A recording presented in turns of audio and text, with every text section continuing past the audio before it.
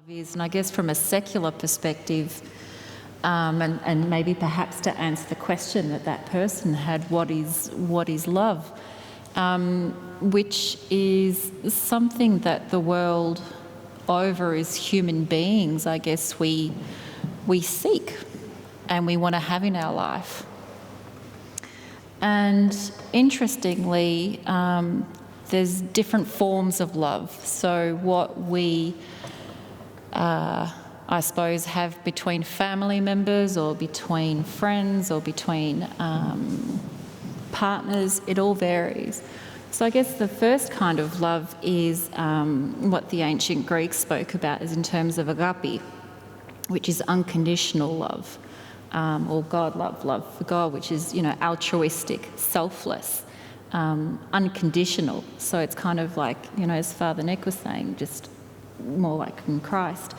Whereas for us as I suppose as people, what we tend to think of as love is that romantic eros, the romantic love. So more the passionate, the physical love. It's an expression of desire. But we also have what we know as philia as well, which is affectionate love. So it's the kind of love that you feel for your friends, really. So what we know, some people might know as platonic love. And it's interesting because this is a love that's typically viewed between two equals. Now, I don't know if that's always said for every relationship, but it is in terms of platonic, they actually see themselves as two equals. Now, there's also, and I can't pronounce it, but it's actually meant to be philatia, P-H-I-L-A-U-T-I-A, self-love, I guess is the idea. Now, for self-love, that might sound really odd, but from a secular perspective, most people associate self-love with being narcissistic or being selfish or, stuck up on themselves. But self-love from a secular perspective is not negative or unhealthy in any way, but from a secular perspective, we see it as being important in being able to give and to receive love from other people. So because some of the people that I see, it's easy to give love, but it's very difficult for them to receive. Or perhaps they're able to receive, but they're unable to give. So just have a think about that for a moment. Because we can't give to others what we actually don't have, or we don't experience, or had never have experienced. And if we don't love ourselves, how can we truly love others? So another way to look at self-love is thinking about it as self-compassion.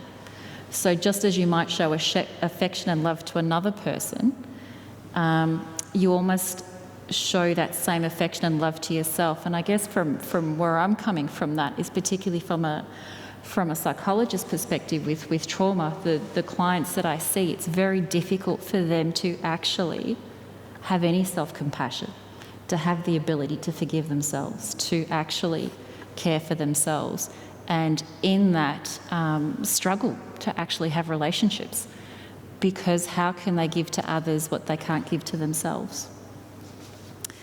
Another one is actually what we call a storge, so familiar love. So storge can be defined as, I guess, the love similar to philia, which is between family. So parents to children, uncles, aunties, that extended kin. So knowing that you are from someone's family, knowing that you belong to that group. So it's parent and child, but it also extended, so it's a bond, it's kinship, yeah? And familiarity between people, knowing that you're part of something.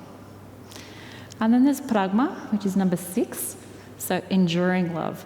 Now, this is almost the opposite of eros. This is the love that I suppose people, hope to have or would like to have. And it's eros, which is the romantic love. That passionate love tends to burn out pretty quickly early in a relationship. But what enduring love is really more sort of, in terms of pragma, is more love between two people that mature. So that old couple of, nearly 80 years old that are still holding hands with each other, that have been married since their teenage years. So this is a love that is rare in today's society, in the sense that people hurry up to, the grass is greener on the other side. They don't want to learn with each other. They don't want to grow with each other. They don't want to wait and tolerate the growing pain of a relationship, if you like, sometimes. Because to be in a relationship, in a marriage, really takes time, but also needing patience, and to have the desire to watch that love grow over time. So love doesn't actually stay, from a secular perspective, love doesn't stay the same within a relationship or within a person. It grows over time, and I guess people need to be able to make compromises, but also are willing and are good at making compromises. But also too, that each of the person puts equal efforts to make the other person happy. It can't be a one-sided relationship. If it's one-sided, then that's not quite the partnership that one anticipates. Number 7 is ludos, which is playful love. I guess it's really a better way to explain it is like the infatuation. So the infatuation, the early stage of a relationship. It's the butterflies in the stomach, it's when the phone call rings or you're hearing the knock on the door, and it's kind of that giddiness. And interestingly, research shows us that, that kind of love is your brain lights up the same way as you would if you were taking cocaine. So it's kind of like, it feels good and it's so exciting, which is why everyone wants that, those initial stages of a relationship. It feels fabulous. So it's kind of like it makes you feel alive. It makes you feel excited about life. The next one we have is mania, or obsessive love. This is not a very healthy kind of love at all, obviously, because it's obsessive. But this kind of love can lead someone into madness. And madness, jealousy, anger, and it's off because there's no balance in the relationship. Yeah? So that isn't a relationship that you really want to be in. If there's a partner that says, spends all their time on, focuses on you, it doesn't let you see anyone else, doesn't let you go out anywhere else, doesn't let you, is very controlling, and you might think, oh, isn't that marvellous? They're totally focused on me. And it's like, yes, no, I wouldn't say that's a good thing. There needs to be balance. There needs to be balance. So just to think of, hang on a second, is my love an obsessive kind of love? Now, real love, that's a big one, isn't it? So real love is when two of the people come together with open hearts that are already filled with love. Yeah? So, and the love from their heart overflows, and it's just shared openly and joyously. So, if you come to a relationship with feelings of emptiness or unworthiness, it's very difficult then to express that love to another, to genuinely convey love to the other. Yeah, you can't experience real love first needing to heal the wound of that unworthiness and that sense of emptiness before being able to give. And then in terms of what's the deepest form of love is mystica, so mystical union. So in Christianity, which are the final stage of the spiritual path, and other religions will use other terms, but it's the union, I suppose, with God, I suppose. So that's the different kinds of love. Now, as you sit and reflect, and what is love? What have I got in my life? What do I see as love? What do I experience as love? Or can I connect? Can I identify with what love is? And for others, and I haven't included it, but it's also, I guess for some people, love with their pets. Because some people actually can't actually feel and connect to love with another human being, but can with an animal. So that's for a lot of people that are unable to bond and yet place their love elsewhere. Yeah? So is in terms, the carrot and the stick, that was something to give me to think about, really. So as in terms of drivers of human behaviour, what drives us? And Aristotle said, man is by nature a social animal. So obviously we're wanting to be in relationship. And from a neurophysiological perspective, our brain is actually wired to connect. So we aren't meant to live alone. And what that means and what we understand with that is we're social creatures. Social being, we need the company of others to have a sense of identity, a sense of connection, a sense of meaning and a sense of purpose with which we can actually build our life. Now, human behaviour, it's varied. There's a school of thought called applied behaviour analysis, and in that theory, a human being can be the most intellectually disabled and challenged, yet will still be able to communicate their needs if we know what to look for. And that's where people trained in ABA do a lot of the work. And what happens is, in those situations, at the very core, at a very fundamental, we either want something, yeah, positive or negative, or we want to avoid something, positive or negative. They're the two drivers, so rewards and punishment, yeah? But that's an extrinsic, that's external, that's in the environment, okay? So there's also internal drivers. So I guess looking from human self-determination theory, which is from the humanistic model, there's a couple of drivers that are internal, which means, what are we looking for in life? What do we want out of life? So what we're actually wanting is the need for a sense of significance, yeah? So I guess, and this is what Father Nick was talking about earlier, for us it's achieved through the perceived sense of control over our life. That's the autonomy, which I'll touch on and Father Nick touched on, but it's that sense of autonomy that we have control over our life, yeah? The other one is a sense of social belonging, which, as I said, you know, that wired for connection, needing to be in a pack, needing to connect and talk to each other. And then the other one is a sense of effective social contribution. So what are we doing with our lives? Do we work? Do we communicate? Do we have family? Do we work? We all want to feel significant, like we all belong, like we make a contribution. So when this is achieved, we feel fulfilled. When it's not achieved, we feel the need to compensate for a lack of, hang on a second, there's something missing. I don't know what it is, but just something a little bit off, yeah?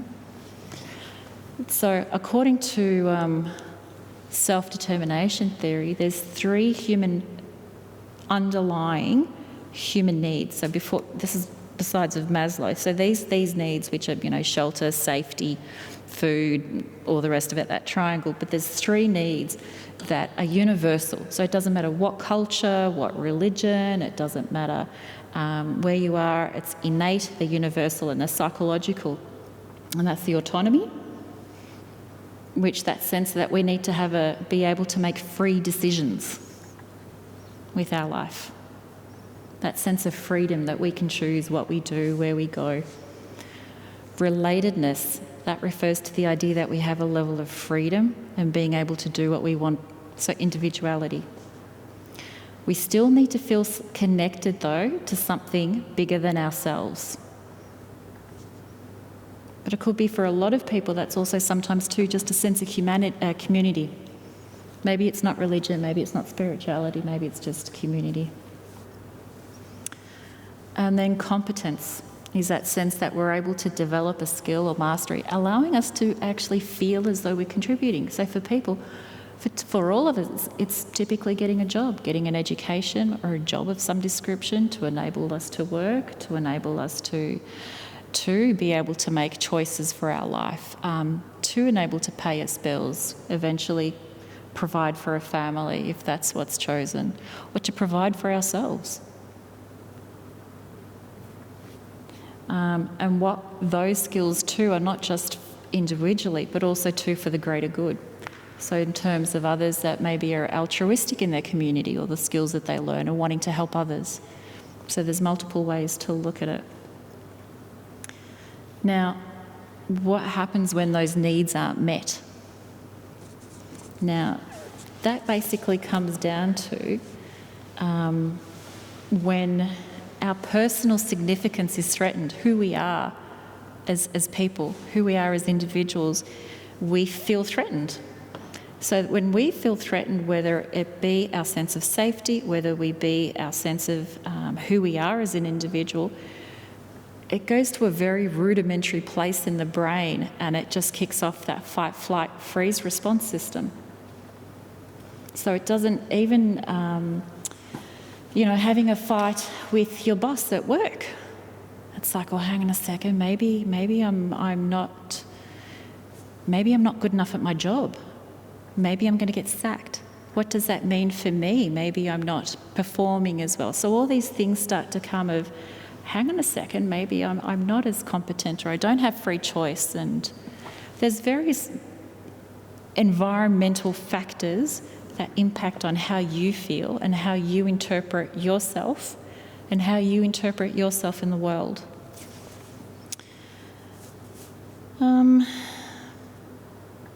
Now, to restore sort of that fight, flight, and that loss of significance that we feel maybe we've lost with those drivers, that we're not competent or not as competent as we should be, or maybe that, we don't have as much freedom as we thought we did, or maybe we actually, we actually don't have that much free choice in our life after all.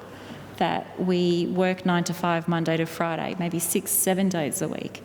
What we thought we could choose isn't really a reality.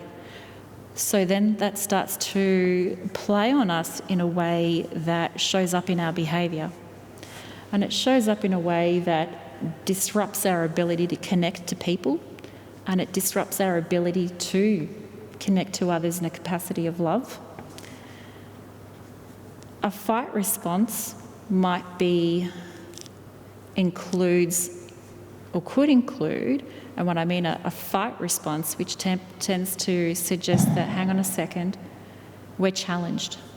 And when we're challenged, we might need to fight our way out of it to show that we are indeed actually good enough. So that might be a sign of superiority or power, or it's not a place of being true to oneself. Yeah, it's not a place of being centred or compassionate. It's a place of being under threat. Now, superiority probably includes also sabotaging others, or aggressive attempts to control others, or attempts to control or manipulate others. Now, this could be said for any relationship, any situation, any place, any time. It doesn't need to be between two spouses. It can be between children. It can be at work. It can be at home. It can be in a shopping centre. These are all situations that can be applied anywhere. A flight response, which means we want to withdraw, or we run away. Yeah. We don't like what we're feeling, or we don't like what's happening, and so we want to get away from that. And the way we do that, and this is unconscious, and so is the fight response. They're both unconscious, so we engage in behaviours that we're not actually conscious and aware of what we're doing. But what our brain is telling us is, this feels terrible. I need this terrible feeling to stop. How can I make it stop? This is what I'm going to do. A fight response could include escapist behaviours, so social withdrawal. it could be the use of drugs, other addictive behaviours and ineffective coping mechanisms as well. But they also fuel other addiction and mental health issues. And then the freeze response, again, is when we're just overwhelmed and we disconnect. And typically that can also be seen as depression. We just can't cope, we can't do anything, so we just withdraw internally and disconnect, whether it be from family, friends, or the outside world. No questions? Not yet? There's questions. Yep. Happy to take one.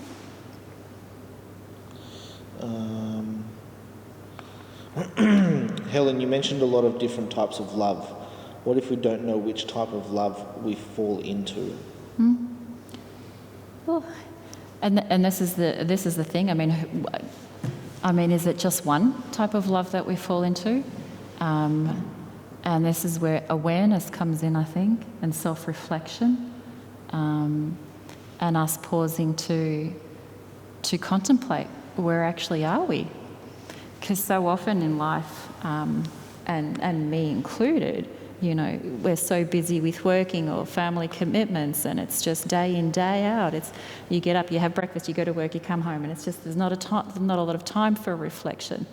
So really to sit down when there's some time to yourself or with someone that you trust and actually reflect, hang on, where am I?